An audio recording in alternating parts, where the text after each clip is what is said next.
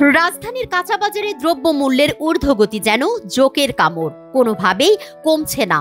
বিভিন্ন সময়ে বিভিন্ন কারণ দেখিয়ে বিক্রেতারা ধরে রেখেছে লাগামহীন দাম। বাজারে শুধুমাত্র পেঁপে ছাড়া ৮০ টাকার নিচে নেই আর কোনো সবজি। ১০ অক্টোবর শুক্রবার ছুটির দিনে রাজধানীর একাধিক বাজার ঘুরে দেখা গেছে এমন চিত্র। বাজারে প্রতি কেজি পটল বিক্রি হচ্ছে ৬০ থেকে ৭০ টাকা, বেগুন আকার ভেদে প্রতি কেজি ১০০ থেকে ২০০ টাকায় বিক্রি হচ্ছে, শসা কেজি প্রতি ৮০ টাকা, ঢেঁড়স কেজি প্রতি ৮০ টাকা, করল্লা ১০০ থেকে ১২০ টাকা, মূলা কেজি প্রতি ৮০ টাকা, ধন্দুল, ঝিঙা, চিচিঙ্গা প্রতি কেজি ৮০ থেকে ১০০ টাকায় বিক্রি হচ্ছে।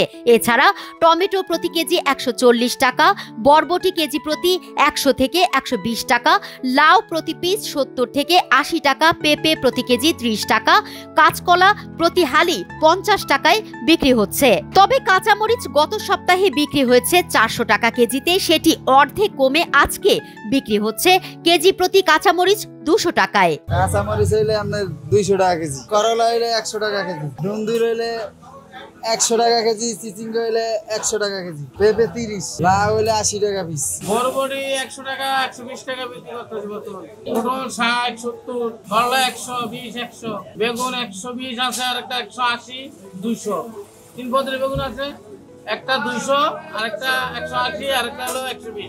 ক্রেতারা বলছেন দ্রব্যমূল্যের ঊর্ধ্বগতিতে সংসার চালাতে হিমশিম খাচ্ছেন তারা।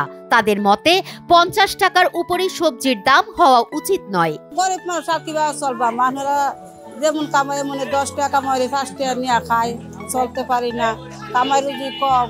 আমার মনে হয় মরিচ ১২০-এর উপরে হওয়া উচিত না সব মানুষের জন্য। ৬০ থেকে ৭০ টাকা হলে বেশি ভালো, যদি বাড়ে ১২০-এর উপরে হওয়া উচিত। করলা ৫০ থেকে উপরে ওঠা উচিত না, অতি ঊর্ধ্বগতি একদম বেশি। এটা মানুষের জীবন ধারণের জন্য খুবই কষ্ট। আমাদের যারা কাজ করে, আমাদের সাহায্যকারী, তাদের তো অবস্থা খুবই খারাপ।